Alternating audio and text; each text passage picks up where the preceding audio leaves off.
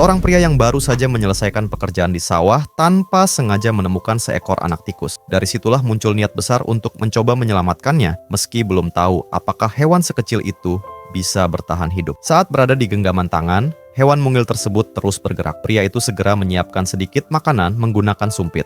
Baginya, selama hewan itu masih mau makan, selalu ada harapan untuk hidup. Sejak hari itu, ia dan istrinya bergantian merawat. Keesokan harinya, perubahan mulai terlihat. Warna kulitnya tampak lebih gelap. Hari-hari berlalu, rutinitas kecil itu pun berulang. Makan dan tidur menjadi aktivitas utamanya. Perlahan, tubuh mungil itu mulai ditutupi bulu halus. Tanda bahwa kondisinya semakin baik. Pasangan tersebut mencurahkan banyak perhatian demi memastikan ia tumbuh dengan layak. Setiap kali terdengar suara kecilnya, mereka segera menyiapkan makanan tanpa menunda. Meski sebagian tetangga merasa heran dengan keputusan itu, bagi mereka yang terpenting adalah apapun jenisnya, keputusan untuk membawanya pulang berarti komitmen untuk merawatnya hingga besar. Ketika matanya mulai terbuka, wujudnya justru terlihat menggemaskan. Saat itu mereka merasa lega karena tidak menuruti saran untuk melepasnya sejak awal. Sang istri pun semakin menyayanginya, memperlakukan hewan kecil itu seperti harta berharga, sering memainkannya dengan lembut di telapak tangan. Meski tidak bisa berinteraksi seperti hewan peliharaan pada umumnya, sifatnya tergolong tenang dan jinak. Bahkan saat diangkat, ia tidak menunjukkan reaksi berlebihan. Bagi pasangan itu,